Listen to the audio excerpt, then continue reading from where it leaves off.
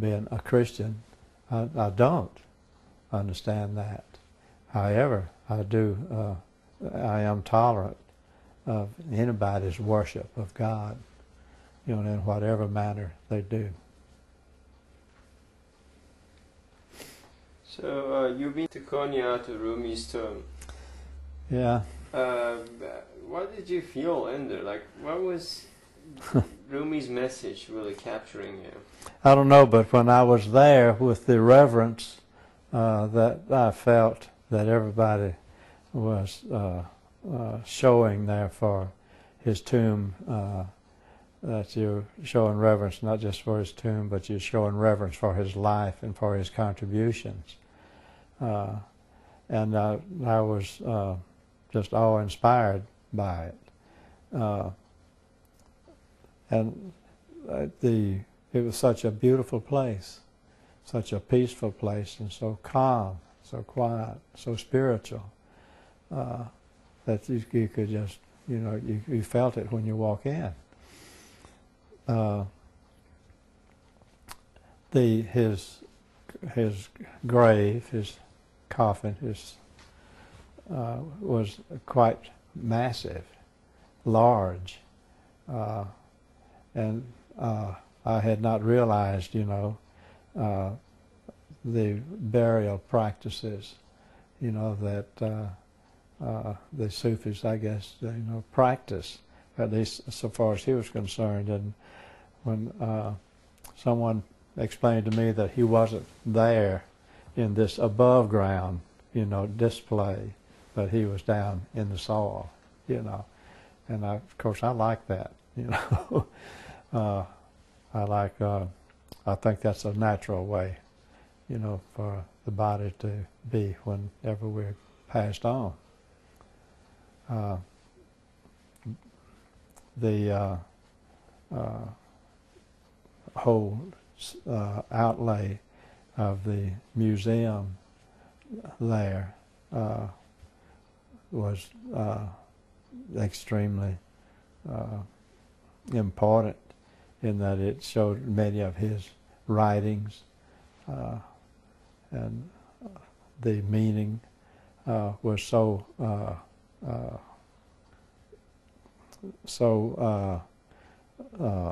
truthful, and the type and the meanings were those that we all, regardless of what religion we're in, could accept and understand and hopefully emulate.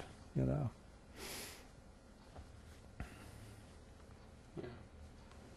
So.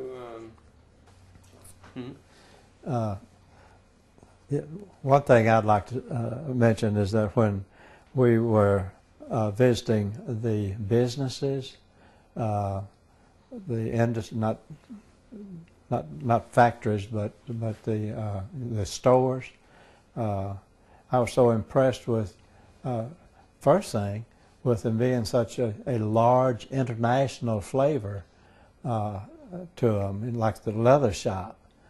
Which was not a shop, it was a great store, and I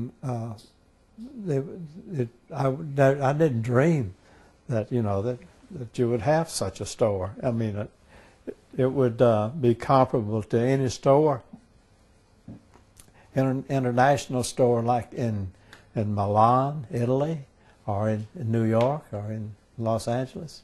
Because it was so large, and the appeal was to the world, not just to the people of Turkey, who wanted to buy a leather jacket, But you had leather goods there for people around the world. And of course, what impressed me so much about, like the carpet manufacturing and store, was the carpets were made not just for people in Turkey, but that's for a world market, and I was impressed with that. And I also was able to purchase a small one there. And then with all of the places, they would give you gifts when you left. Remember we visited the dress shop or something, and the ladies were shopping for, picking around, for a dress or an item of clothing, as a gift from the clothing company. And the same thing was true with objects of art and things. I believe in the carpet store, they let you choose an object of art that they had along with, if you made a purchase of. But anyway, I was always impressed with the gifts, and everywhere you would go, when you left, they'd present you with a gift. In the homes, the fellow who owned a shirt factory, and when we left his home, his beautiful home, there in Istanbul, he presented us with the men with the shirt, and it's just so impressive. And I like that. But I'd like to say a little more, because I'm so concerned about the cartoons and about the hostility that's been stirred up between the religions. I just hope that we, and because I consider myself as being part of the ID, I just hope that we, and especially I hope that Gulen's followers, he and his followers, can find a way soon to educate, to bring the people to dialogue with each other, and not with words. Maybe they can understand if they exchange viewpoints with each other.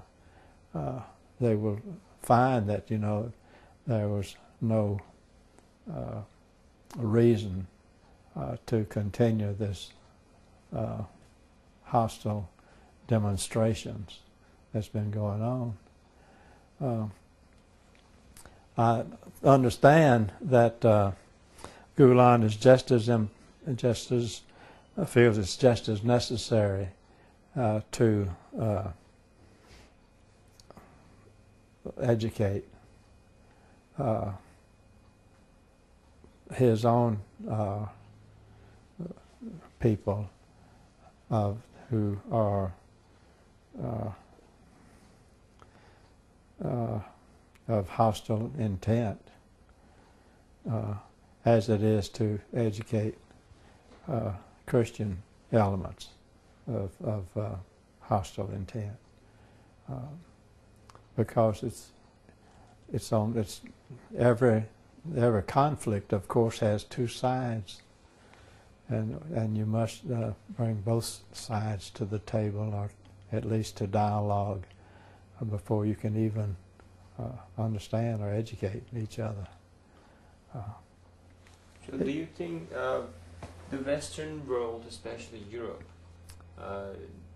not enoughly knowing Prophet Muhammad, peace be upon him? Do I think? The European people, or in general the Western world, yes, is not knowing, do not know much about the Prophet of Islam? Well, I surely think that in America we didn't know, and I do think that I would certainly think that those who in Europe and in America who would say things, who would maybe ridicule, did not know, or certainly didn't know Gulen's efforts. And I think if they did, they wouldn't do that.